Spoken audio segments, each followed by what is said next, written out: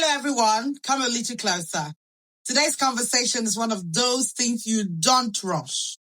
Because today we're talking about something we carry every single day. But many of us have never really been taught how to understand it. It's called energy. Not vibes, not aesthetics. Not what you post online. I'm talking about how you feel within yourself.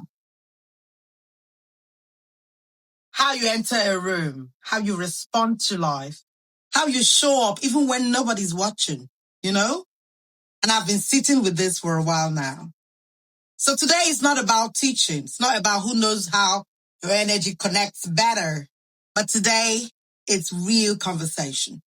We are unpacking and we're coming back to self. Unravelled Closet podcast with Lucy. Tell you what, guys, hello, I'm very lucky because today I am joined by the wonderful Tam. I'm genuinely excited about this conversation. Feels like it was never going to happen, but somehow we got here. Tam has had a truly unique journey. She has walked across military operations. See, if I start to talk about what she's done, you're not going to leave here. We're talking about emergency services. We're talking about leadership. We're talking about high pressure environment for over 2 decades. So trust me, guys, it's a rare pleasure to have her here. She's currently serving as an air liaison officer in the Royal Marines and has spent much of her career in roles that requires resilience, discipline, adaptability, and calm under pressure. But beyond this all professional achievement, what really drew me to Tam is her deep commitment to self-awareness. I mean, growth and understanding how women, connect, how women can actually reconnect with themselves and understand the energy that they've got within them. Please join me as I welcome Tam. Tam, you're welcome to the Unravelled Closet. Thank you, Lucy. Real pleasure to be here. Yes. So, Tam, I feel like this meeting was long overdue, but it we has kept taken a long pushing time it. to get here. We're both very busy. Yes, indeed. Yes. Okay, guys. So Tam is very busy, as you all know. So we're going to welcome her nicely. We're going to try and be very warm with her. We're not going to push too many hard questions away. We're just going to have a chat, Tam. Not to scare you. Go for it. We'll speak about whatever. You go for it. Okay, lovely. She's not scared. Tam, before we go deep, I want to start somewhere. Who were you before you became more aware of yourself in this way? Gosh, I was probably somebody who was a people pleaser, who always put others before myself. And that doesn't mean that I'm now selfish. It just means that I'm aware of what I'm doing and when I'm doing it. I didn't really like myself. I was unhappy. And just sort of living a life of fakery, really, a lot of the time. And just not understanding why you're not happy inside. It felt like I was dead inside and there was a bit of a hole. And it was like, how do you fill that hole? And I couldn't sort of figure it out until I, obviously found energy and started working on myself. Yeah. It reminds me of who I was, just after I gave birth and how I thought I was, there's this thing that comes to us of African women. When you give birth, you think you're 100% happy, your world just became better. But for some reason, there's something called post-natal depression. And you kind of see yourself in a hole. I don't know how to explain it in the right words, but you think your word is supposed to, you just gave birth, your word is complete, but you kind of feel like you're different. You don't know who you are. You're trying to understand what happened in that 9 months that changed your whole body. You're trying to understand what everyone is saying, why I should love a baby who cannot talk to me. You're lost in a world that not everybody understands, and it kind of reminds me of that, my story of how I went into a cocoon and I just couldn't see myself anymore. I just couldn't love myself anymore. Not just because I gave up, but because there was nobody there to love me. or who could understand what I was going through. So it was a hard place to be. And I was listening to everybody that had any advice to share. I was constantly looking for the next advice, looking for how to do the next thing, just so everybody's happy. So everybody don't call me a bad mom. So I kind of understand where you're coming from. No, I was going to say I think it's quite normal, isn't it? There are these expectations in life that if you're married, or if you have a baby, or if you've got a job, then you should be happy. Because look at your life on paper; it looks amazing, but actually, you're feeling it or you're not feeling it, and then you feel like a fraud, or you feel weird if you're not, because that's what you've been brought up to believe, that's how you should feel. Yeah. So let me take you back to what we do as Africans. Women in Africa were built to see pressure as something that pushes us closer to strength. We see pressure, people's advice. So, for example, if I was in Nigeria when I gave birth, it would have been a situation of, oh, you just gave birth. What do you do now? You just stay with the baby. You nurse the baby. My mom comes to help me. If she doesn't come to help me, somebody comes in to say, your baby has a rash. What's the advice? You need to do this. And you're going there to get the next thing for your baby because somebody thinks it's better. So there's always somebody, it's always pressure from people, from your family, from, and you don't even know who you are. It's more like, okay, I don't know what I'm doing. I just had a baby. Okay, I'm supposed to be happy. What am I supposed to do now? You give me that. But deep down, you really know what you need, but you just too scared to say it. So everybody that brings advice is for you. You just take it because you don't know who you are, and you can't understand who you are. And it's normal. And that's why we're asking these questions, because we want to know if it's the same. And I'm talking about giving birth to a baby, but you're talking about not understanding who you are. And I feel like people might think it's different, but it's really not. It's really not different. It's just you losing yourself. And whether you lost yourself through giving birth, or you lost yourself through career path or working or whatever you did, it's the same thing. It's just a pressure trying to cover who you are. Does that make any sense? Yeah, it does. I don't think it matters where you come from, or your sort of background. I think we're all we are all human at the end of the day, and we all have feelings, and I think we can all feel lost, can't we? There'll be slight differences in like you say, how we're raised and expectations, but ultimately it comes down to how we feel, and we all just want love, and we all just want to be happy, and things get in the way of that. And oftentimes we'll get in the way of that. Our own selves will get in the way of that. But there are so many expectations put onto you that I think it is really difficult, and it's so easy to just lose yourself and to just live for others. So you're living to make other people happy, because it's just, like you say, it's easier, isn't it? So you just, okay, I'll just carry on then. But eventually that has its toll and plays a toll on your body, and that trauma and that sort of nastiness. I mean, it goes against and fights your own body. That's what disease is. Dis-ease. You are not at ease with yourself. Disease. So if you don't live true to yourself, or to your true happiness, and you're living for others, whether that's because you're just doing what you're told, having had a baby, or not understanding who you are in life, like I was, that plays its toll against your body, and it will come up some way or other, whether you're unhappy, you cry, you're depressed, or something nasty happens to your body. It will come out at some stage, because it has to find release, because it's energy, and energy has to find a way. Amazing. Good thing that you mentioned energy, because that's going to be my next question.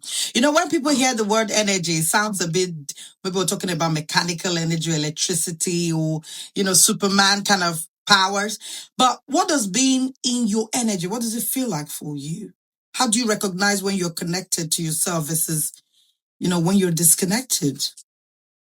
So I think most people can recognize when they're, when you're just, I mean, sparking, that's energy, isn't it? But when you're sparking, when everything is just going right, you get up in the morning, and,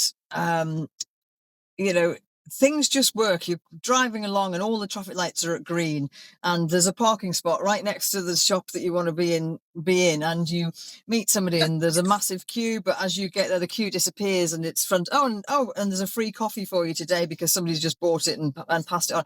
It's one of those things where everything just goes right. You know, you're feeling good about yourself and things are just working. That's about being in flow, and energy is a flow. When things are not, there are three forms of sort of bodily energy, because ultimately take it back to the fact that we are all just little atoms, and we're all just moving and bouncing around, and they are held together in different ways. So everything is moving and everything is bouncing and vibrating. We're all just vibrating at different things. So we magnetize. That's why we get on with people. That's why we don't get on with people, because our energy is not vibrating the same, So it's a longer kind of thing. So on a day, the three sort of forms of energy are: you're in flow, all good, driving through green traffic lights. That's how I know I'm in flow. I just feel good.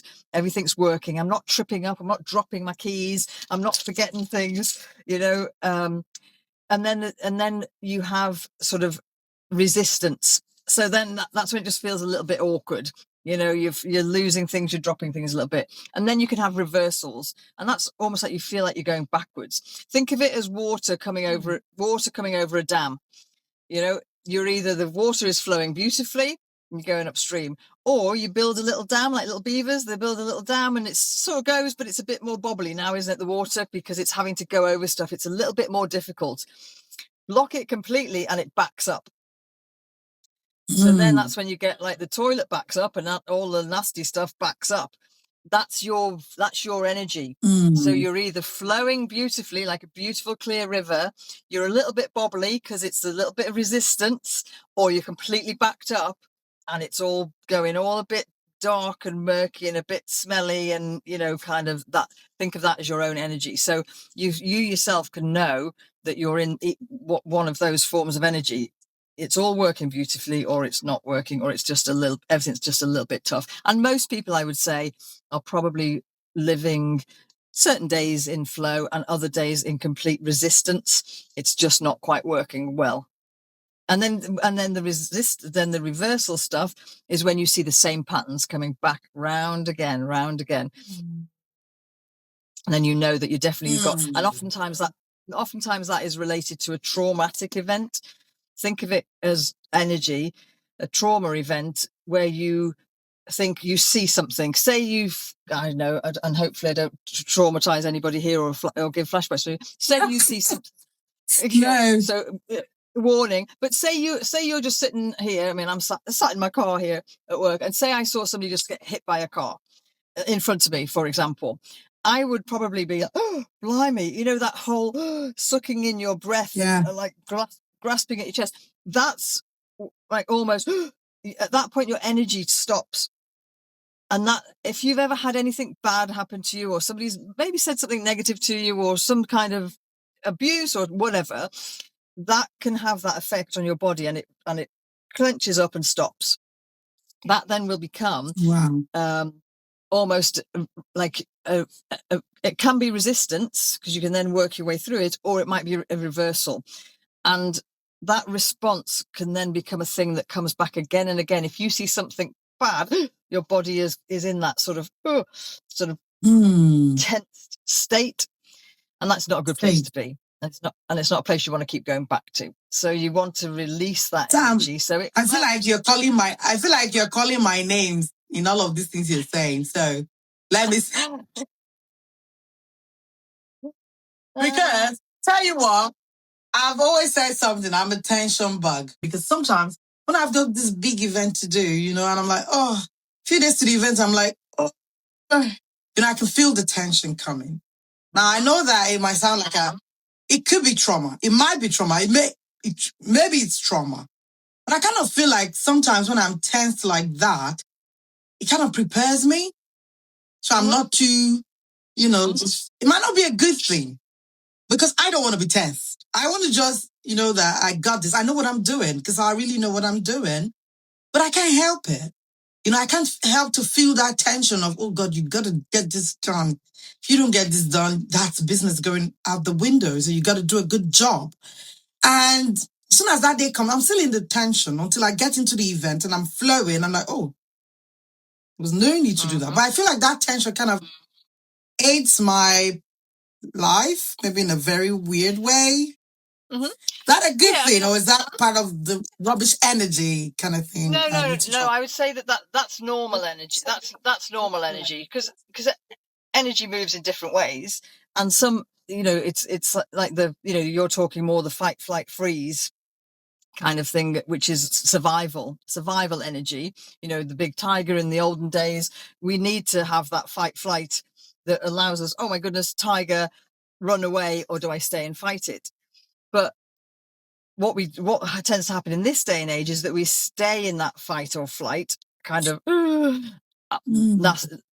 which is not good for our body, because that's when you end up with heart disease and stress and all the rest of it. So that is a little bit of what you're talking about really is a bit of pressure. And that can be a good thing, because the pressure and performance, a little bit of pressure gets you out of your comfort zone. You start sort of sparking, makes you work that little bit harder. And then, as you say, you get then into your little zone and you're good to move forward. What we need to be mindful of, though, and what tends to happen for a lot of people, is they'll get put into their pressure, and then they'll get pushed a little bit harder, and the pressure keeps adding and adding and adding. And before you know it, they're spending their whole life in that fight or flight, and then that becomes the bad energy. What I would say is, for you, if you were feeling that way, and say, so energy, when energy is going wrong for you, for your experience there, it would be, if it's going wrong, I think what you're feeling is just a natural response to doing difficult things sometimes. Where it would be negative is if, say, and I know people that say they have a big event coming up, and what happens is they'll get a sore throat every single time, and they lose their voice, so they can't speak. But that's their job, because they've got a trauma response that brings back something probably from childhood that they haven't dealt with, which brings it back each time they put themselves in that situation. So I think yours is different. Yours is a normal, natural response that you can get over. Bit of pressure, good. You manage it and you move on. I mean, I think for probably some of the listeners, bit of pressure is good, but if you need to bring it down because you don't want to stay up there, you need to get yourself out of that and bring yourself back into that, into that sort of rest and digest. Get yourself into the parasympathetic system and bring into rest and digest. And the best way to do that is sort of by breathing techniques. Calm yourself back down again. Yeah, very, very, very insightful. Thank you for that. The last time I went for an event, I danced my way out of it. I danced and even pushed the cake to the ground. I'm sorry. But after the event, because I felt like it was so successful, I danced and danced with a couple. And like, at the end of the day, I found out the cake was, on the floor. I was like, okay, well, there we go. Too much fun. Oh, well. But yeah, thank you for that. It was really cool. So I think one of the biggest things we women struggle with is disconnecting from ourselves. We feel something, but then we dismiss it. We're like, we feel like, oh, that's the devil. If you're from where we're from, Christian, you're like, oh no, that's the devil giving me signals. And they would say, no, I cover myself with the blood. It's good, but I feel like not everything is spiritual. There's some things that are just energy, like you say. When you know something is off, you tell yourself, to just keep going. Even when you have a little bit of instinct saying, don't go there, we kind of just shoot it away. No, it's something from my head trying to protect me not to go. But meanwhile, maybe it's just, like you said, fear, and we just need to work towards it. So why do you think, Tam, that so many women struggle to trust themselves, to trust their instincts and trust what they feel? I think because we've probably had it almost. I mean, I think we used to, didn't we? We used to, but then look at the trauma, the trauma for women over the years. And again, this goes back to wherever all the different locations of where we were born or bred. But we were burned as witches if we did anything or we said anything or spoke up, or trusted our instincts. Then it was like, oh my God, you're a witch, let's burn you. Or I mean, women used to be so powerful across the world with the way that they could heal. They were the wise women, you know, and then all of a sudden it's kind of like you're not really anything anymore, and shut up and don't speak, and you know, shrink. Yeah. And I think if you look then over the generations, and again, this is where some of the stress comes from. And if you follow energy is energy, and energy doesn't die. You can't really kill it off. It just keeps moving. So if you think of generational energy, think of yourself, think of your child, when your child was in your womb, if it was a daughter in your womb, she's already, your baby in the womb, if it's a woman, going to be a girl, has already got the eggs in her womb already. You know what I mean? It's just blows your brain. Oh yeah. So you sort of think, but anything that's happening to you is then being passed through your energy to your baby, which is then being passed to their eggs. So you think of the traumatic responses that have come through the generations. So again, we are being told to shrink a little bit in this day and age, but energetically we've shrunk because all of that negativity, and you know, it was used to be, didn't it? Like the guys in, I mean, I'm talking sort of within like the UK, perhaps, you know, if a guy or gentleman, as was called, stopped paying his bills, was unable to pay his bills, it was the woman, his wife, who went to the workhouse and would have to like work and do stuff.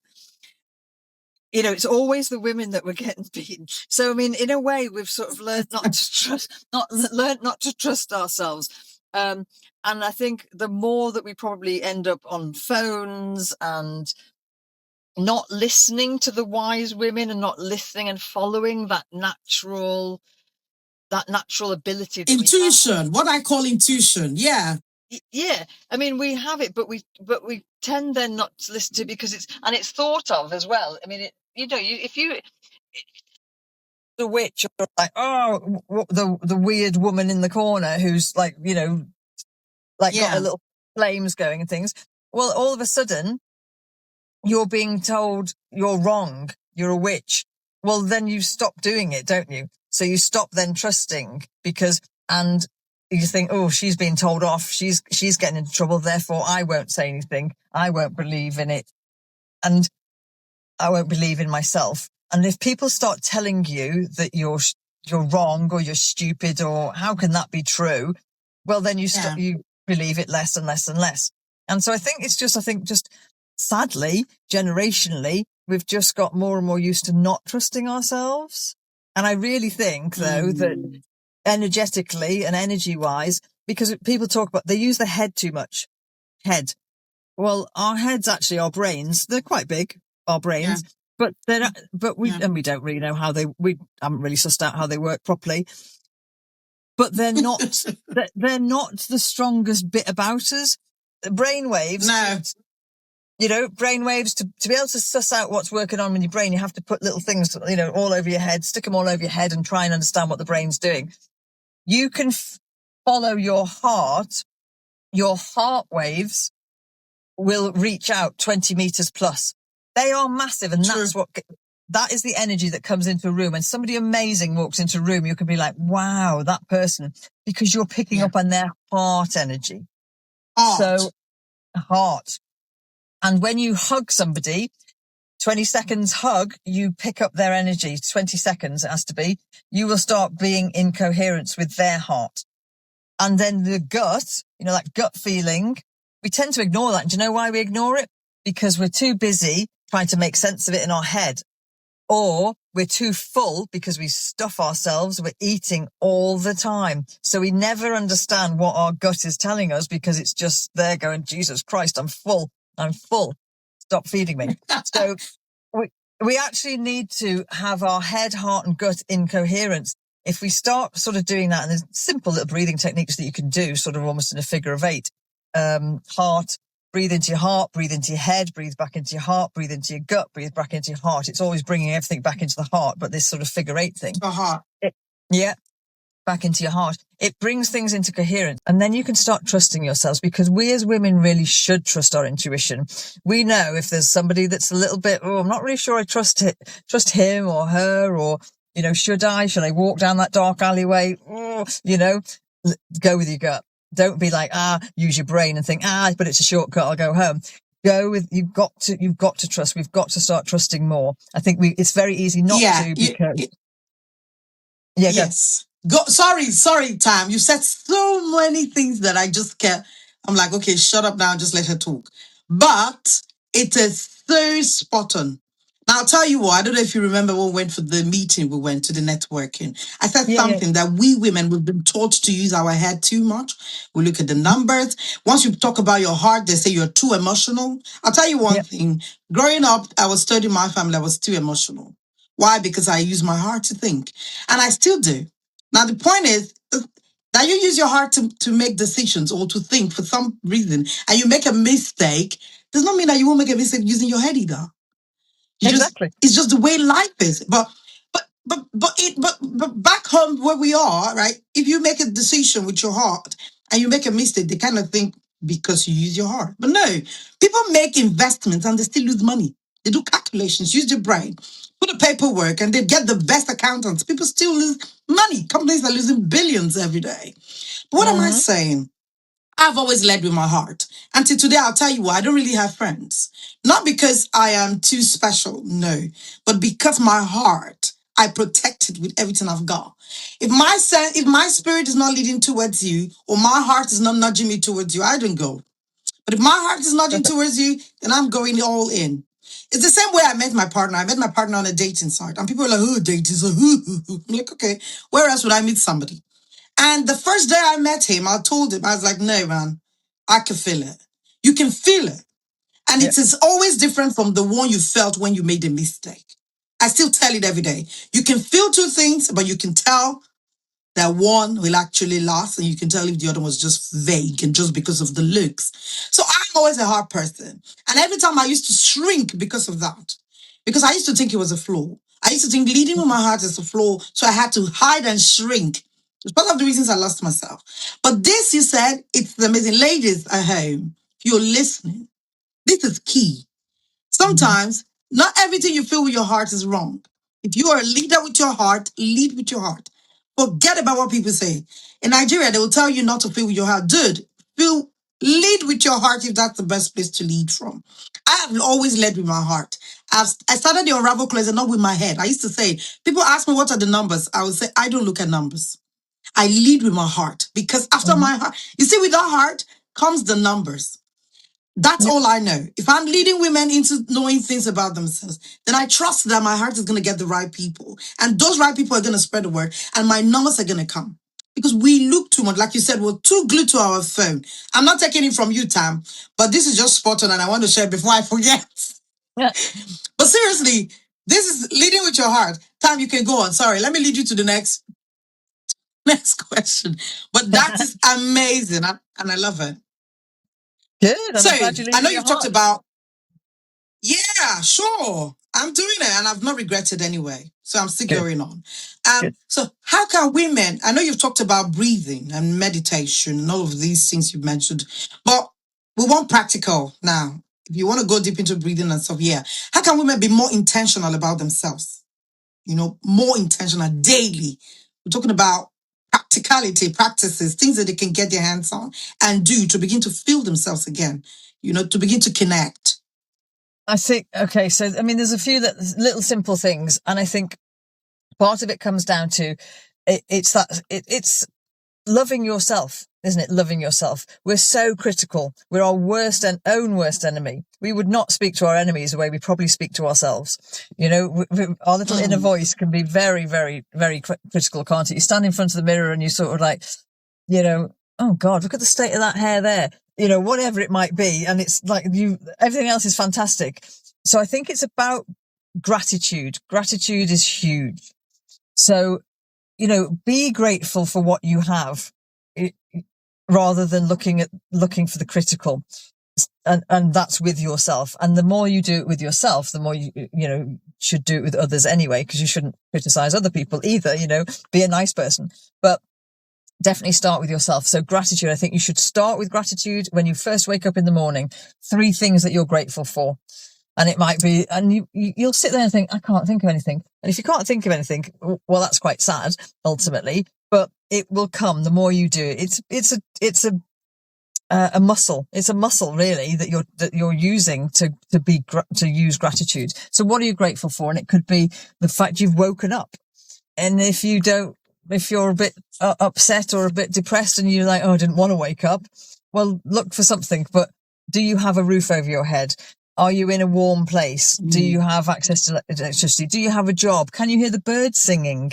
Do you have breath in your lungs? Do you have working limbs? And if you don't have all of those things, maybe you're injured, disabled, whatever, what do you have that works? So again, can you smell the beauty of that spring morning? Can you see the beauty of that spring morning? And if you can't, as we said, our brains are huge. Can you think of something that you do love, family, friends, etc. So you can easily think of 3 things first thing in the morning to be grateful for. And then I think, and it's then doing the same at nighttime. So 3 things you're grateful for. First thing when you wake up. And what I like to do first thing in the morning is I wake up and I do my 3 things I'm grateful for. I then go downstairs, I feed my little animals, and then I come back to bed with a cup of coffee, and I sit in my bed with my cup of coffee, and I try not to pick up the phone, and I try and do my goals. What are my goals? What do I want to achieve? And I talk as if they've already happened, because I think if you're giving it the energy of it's already happened, the universe is more likely to help you get there and make it so. So I just spend that quiet time. And I think that quiet time and I think this is where it's so easy for women to lose themselves, because what tends to happen is the alarm goes off and it's like, oh God, smash the alarm. Oh, get up, or it's mummy, get up. You haven't got a minute to yourself. So it's like, I haven't got time to do gratitude. I haven't got time because the kids are on me. The husband's giving you a knock, whatever it might be. It's like, I don't care. Go and sit on the toilet then. Go and sit on the toilet and give yourself, 30 seconds, a minute of being peaceful. Mummy's in the toilet. Leave me alone, and then do it. What are you grateful for? I'm grateful for this minute of peace, whatever it might be. But give yourself that time. Breathing techniques come in great for this. Breathe in. And again, people mess up breathing techniques because they over breathe. They're taking a big breath and then they try and hold it. And then they're like, oh, trying to huff it all out. It's like, just breathe so that you're comfortable. Yeah. And if you then sort of think, oh God, I'm all out of puff, that's fine. Get yourself breathing normally again. And then, excuse me. And then take a breath. So breathe in. People say breathe in for 4, hold it. Breathe out for 4. Well, if that's too much for you, breathe in for 2, hold it, breathe out for 2.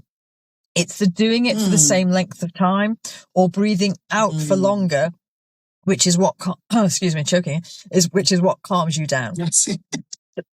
What we tend to do is as people, because we're living in this high stress environment and we're busy, we breathe really shallowly and we don't even realize we're doing it, but we're taking really shallow, short breaths. So we're only breathing into the top half of our lungs. We're not filling the bottom half of our lungs.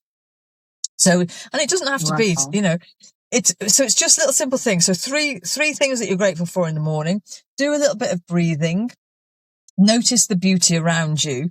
And just through the day, just make sure that you're checking in with yourself and just feeling, can I feel, because it brings you into that mindful state. So where am I at the moment? You sat there, it might be at your computer desk, and it's sort of like, rather than paying attention to the computer and your emails and phone, whatever, right, I'm just going to pay attention to where I'm at. What can I see?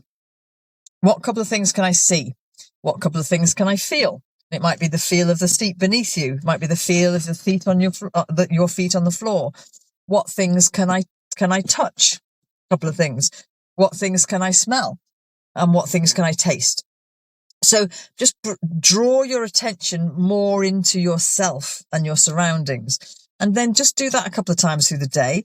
Do a couple of the breathing techniques a couple of times through the day, because all that's going to do is just bring you into yourself, calm yourself down. And then before you go to bed, a couple of little breathing techniques, calm yourself down. And what are you grateful for? Again, 3 things. Because if you begin your day with gratitude and you end your day with gratitude, you're starting and ending in a really lovely place. Because if you just go to bed and you're like, oh, check my Insta, do my thing. Yeah, okay, bye. And curl over and go to bed. You're not thinking about yourself. You're just thinking about other stuff and your head's all over the place. So it's about bringing it back to you and then, right, my day. What am I grateful for today? And whatever 3 things you can think of. And then as you're like snuggling down, you're going to sleep in a happy, lovely, thoughtful space of what a wonderful, amazing, wonderful day. Yeah.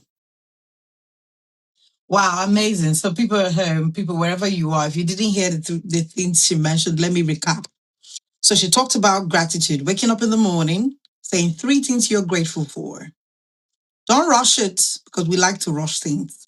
I'm grateful for the life. No. Slow down. We're talking about being with yourself and just really, really thinking about the 3 things you're grateful for. And after that, she said something you might have forgotten. She talked about positive affirmations. She talks about our goal. Now, we're speaking the goal into reality like it happened.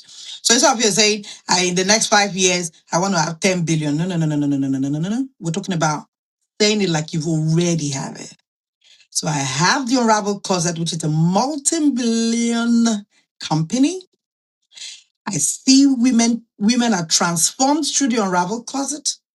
I am speaking my day as I'm going to my clients. They listen to me. Now, you see, we're not saying I wish. No, we're not wishing. We're talking about things like they've happened. You're speaking the goal into existence. And that is powerful. And then she talks about what? Self-check-in. This one, I cannot talk about it so much. Self-check-in is important. You're working, you're self-checking in. I find this that time, I've been doing this and I can tell you for free, it kind of releases my tension. Because I work a very hefty job. I mean, I'm always on the go. I'm always driving. But on that steering, before I make a call, something is telling me make another call. Call somebody and talk. I'm like, no, I'm not talking. This is my self-check-in. So where are you? What's going on in your mind? Is this tension you want to release, or are you just going to shove it to the side? And as soon as I do that like 2 or 3 times in the day. And guess what? You just find you lighter because you've had a chat. It's like having a chat with yourself. You don't do that very often. But guys, that's something that helps. Self-checking in the day. But if you have 300 kids, go to the loo, have a self-check-in. Don't forget who you are. Don't lose yourself to this. And then Tan says something again. You end it with gratitude, a good thought. I cannot do that with my partner. When we're in bed, I'm like, okay, dude, what are you grateful for today? And then we just talk about it. He goes to sleep quickly, and I'm like, okay, I'm living with that thought. Not every time, because sometimes you're busy, but try it. Do it once in a while and see how you feel. And compare the nights. The nights you don't do it, and the nights you do it. I used to say when I do something I do because I'm a Christian. So I sleep and I talk to God. Sometimes I do drift and I'm drifting away while I'm talking. And I have the most beautiful dream ever. And you just see it come. And I'm like, oh, wow, that's a beautiful dream. And I kind of love it. I love it. Sleeping, not just taking your problems and putting them under your pillows, but leaving them wherever they are and just being grateful for the day and being grateful for even putting a hand on the pillow. And that's amazing, guys. If you do this, in your life and nothing changes, then come to me. I'll give you the money back. I'll give you the time that you used to listen to this podcast. But I have enjoyed every bit. I've sat here talking with Tam. In short, I've made notes and I'm going to use all your life expos in my life now. And it's really amazing. But I wanted to do just a short breathing with my people, right? Because this is about energy. So I want us to do a very short time. Just a breathing thing and with affirmation. When you breathe and you talk to yourself. If you can lead us with it, just 1 minute. Anything that comes to your mind with breathing and affirmation. Please, Tam. Okay. I think it's really important when you're going to get yourself into a little breathing technique is to get yourself comfortable. What you want to be is comfortable, because the last thing is your mind's wandering. So get yourself into a comfortable position. You can close your eyes if you want to. And then as best as you can, just a nice little breath in through your nose. Now, some people are visual. Some people are not. So some people like colours. So whatever works for you. And some people like to follow shapes, because what we're going to do is we're going to try and breathe in for 4. We're going to just hold it for a second, and then we're going to breathe out for 4. Now, I'll count for you. And if you can't do it for that length of time, that's okay. You just breathe as best as you can, hold it, and then breathe out. And while you're doing it, try and imagine, either you can imagine what's your favorite color, what color makes you feel just absolutely wonderful and amazing. Imagine breathing that color in through your whole body, into your heart, into your gut, all the way down to your little toes and the ends of your fingers. Breathe in that color. It might be that you're breathing in a golden thread. It might be that you can see wonderful things. It might, fill yourself with that color. Or it might be that you can't, and you're sat there with your eyes open and you don't see color.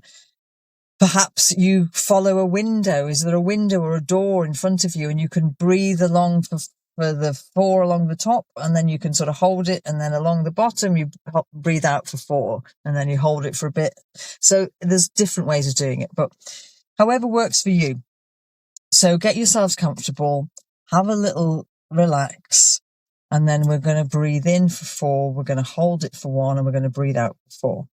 So what I want you to do is in through your nose, and it doesn't matter if you breathe out through your nose or out through your mouth. I tend to breathe in through my nose and out through my nose. That's what's comfortable for me, rather than opening and closing my mouth.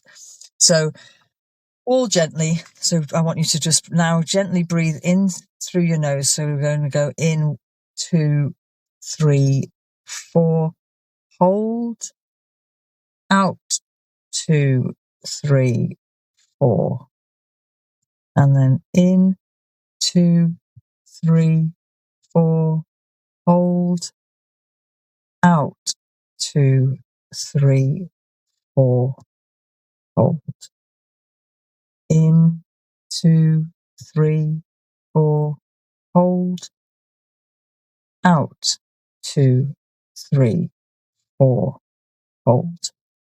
And now just keep doing that for yourself. You can count for yourself. I'll to pick it up in a little bit, but if you're feeling yourself getting anxious, because this is just a different way of breathing and your body is not necessarily used to it. So it might be that you feel your heart racing a little bit. It might feel that you start feeling a little bit, lightheaded, or that you feel a little bit out of puff. And that's all okay. Don't let it worry you. Just bring yourself back to normal breathing if it's getting uncomfortable. But you just want to keep in with that. It's just natural ebb and flow. And again, if you're a visual person, you can imagine the ebb and flow of waves coming in, bringing the beautiful air to you, the waves away. And think of, as you breathe out, think of releasing all of the tension in your body, releasing all of that negative, resistant energy. You're clearing it out, and you're breathing in that beautiful light. You're bringing in that beautiful energy, that positivity. Life is good. I am strong. Affirmations that work for you. And then the breathing out is releasing all of the stuff that doesn't work for you. And you just keep doing that. In for the 4, you're holding it, and you're breathing out for the 4. And this brings you into just lovely, coherent space. And if you ever want to take yourself to sleep, you keep doing this, and then you just breathe out for a little bit longer. And then that'll bring you into that beautiful, restful, peaceful sleep. And then it's just up to you what wonderful things you think about. I'm going to be sleeping in a minute. That was so cool. That was so amazing, Tam. That was beautiful. I love a good breathing exercise. It just relaxes you completely, and you can feel the tension. Because I feel a lot of tension on my spine when I'm really stressed out. Mm-hmm. But by the time I'm done breathing and doing a breathing exercise, it just goes out the window. So people, you don't really know what you're missing out. If you don't breathe, you need to learn to do it. And you can start, like Tam said, there's no one size fits all. You just need to listen to your body and do it as you want it to. Okay. Yeah. And then see how you feel. So people, if you don't breathe, you just want to start somewhere and learn and enjoy it. If you don't like it, come back to me. But if you like it, also come back to me and let me know how you feel about it. So this conversation is not about becoming somebody new, right? Tam, it wasn't about that. It's not about adopting a new personality. It was not about womanhood the right way. It's just about coming back to yourself, feeling yourself, getting that spark back into your life. All the energy you used to feel, the version of you that already knows. Funny enough, it's in there, you know? Mm-hmm. Feel it, get connected to it again, because you carry something powerful. You just haven't always been given the space to sit with it. But this is what we're doing today. We've given you the opportunity. So go back home, enjoy your life, check in on yourself and love yourself and keep glowing. Look at Tam. Tam is glowing. So you glow too, okay? Thank you so much for joining me today, Tam. I am so happy and My pleasure. for sharing so openly to us. And I hope one day we can catch up for coffee and, be my treat. Oh, for sure. Love to. All right. So, Tam, you're going to say something to us. We just launched our community today. Nice. So this community is going to hold a lot of people together. It's going to be a place where they feel safe, they feel vulnerable, they can come anytime, they can share. We also got a team of headhunters. They're not like perfect people in the world, but they're people who have experience in licenses, in things that they're doing, in their brands, in different kind of aspects of life. And these people are also spearheading the group with me. And we're just going to welcome everybody. So we call it the Unravelled African Woman, but we also say it's open to women who feel African, who feel like they don't care about color. Come in. We're not going to say go out the room. So, but we just want you to do something for us, Tam. I want you to say, you're welcome to the Unravelled community. Go. You're welcome to the Unravelled community. Yeah, that's it. Thank you so much, Tam. I'll look forward to connecting with you. Thank you so much. My pleasure, and I wish everyone a happy life. Thank you. I remain Lucy. Cheerios. Mwah.